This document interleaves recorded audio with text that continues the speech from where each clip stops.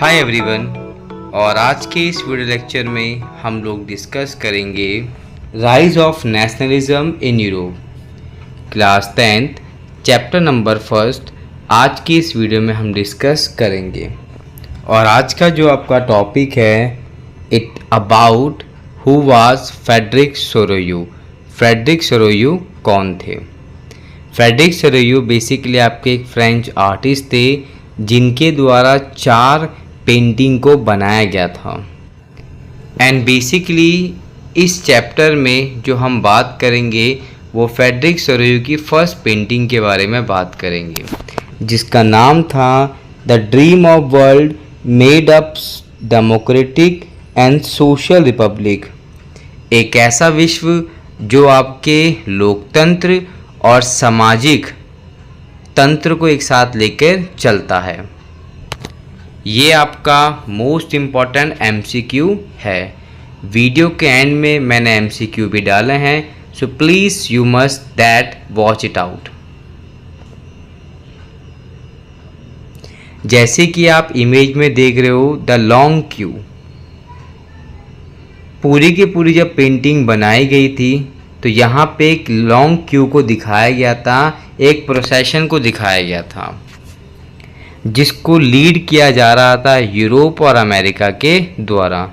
यहाँ पे अमेरिका और यूरोप के जो नागरिक हैं वो इस पूरे के पूरे प्रोसेशन को, इस लंबी कतार को लीड कर रहे थे। एंड जैसे आप कतार में देख रहे हैं, क्यू में देख रहे हैं, जो स्टार्टिंग की 2 कंट्री लीड कर रही थी देवर आपका अमेरिका एंड स्विट्ज़रलैंड। उनके पीछे जो कंट्री थी जिसमें फ्रांस था और आपका जर्मनी था, क्योंकि जो पहली बार रिवॉल्ट शुरू हुआ था चेंज का, वो सबसे पहले अमेरिका और स्विट्ज़रलैंड में शुरू हुआ था, जो अब बाकी के देशों में पहुंच रहा था। तो हमें इस इमेज से यही पता चलता है।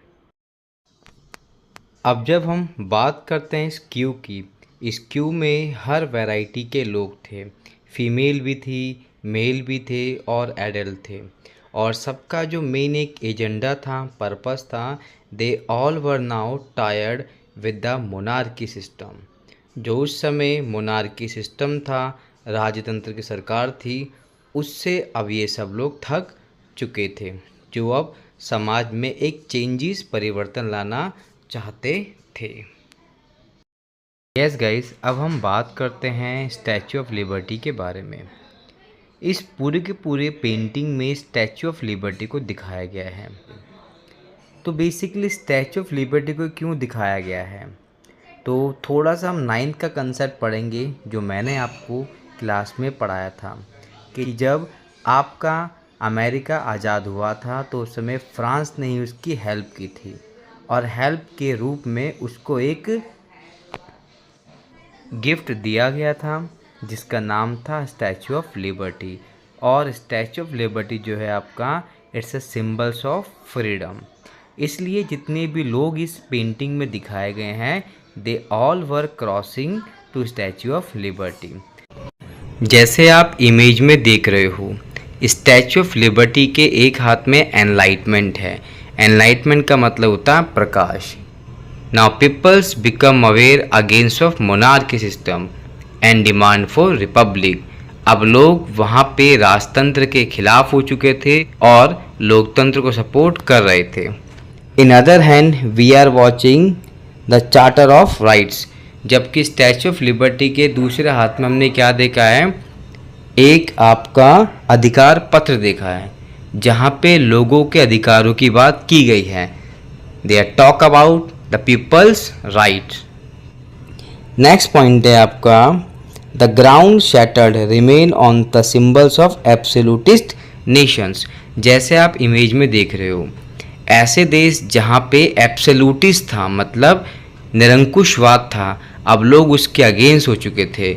जो उनके सिंबल्स थे, चाहे उनका नेशनल फ्लैग हो या उनके कोई चार्टर्स हो, अधिकार पत्र हो, अब लोगों ने उसको फाड़ के फेंक दिया था।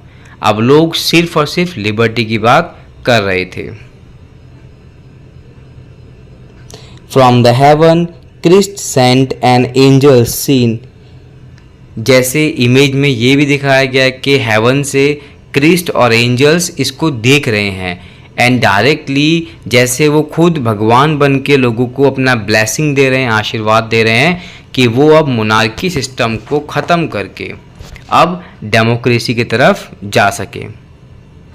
तो ये था आपका आज का वीडियो लेक्चर जो आज हमारे चैप्टर फर्स्ट का मैंने डिस्कस किया है। अब हम कुछ क्वेश्चन डिस्कस कर लेते हैं। प्रोसेशन लेड बाय डैश, जो ये लंबी कतार थी ये किसके द्वारा लीड की गई थी? ऑप्शन ए है आपका जर्मनी, बी है आपका फ्रांस, सी है आपका US and Switzerland and D आपका नन ऑफ दिस। तो इसका आंसर है यूनाइटेड स्टेट अमेरिका और स्विट्ज़रलैंड, क्योंकि ये दोनों देश आज़ाद हो चुके थे। अब इनको देख के जो आपके बाकी के देश थे वो आज़ादी की तरफ बढ़ रहे थे। The name first painting of Frederic Sorrieu? The vision art, follow your dream, the struggle movement and dream of world made up of democratic and social republic. तो जैसे मैंने आपको बिगनिंग में बताया था कि फ्रेडरिक सरोयू की जो पेंटिंग थी उसमें पहली पेंटिंग का नाम क्या था आपका? The dream of world made up of democratic and social Republic. एक ऐसा वर्ल्ड जहाँ पे लोगों के पास लोकतंत्र और सामाजिक तंत्र हो। Thank you very much guys, आपने मुझे अपना टाइम दिया। Good bye.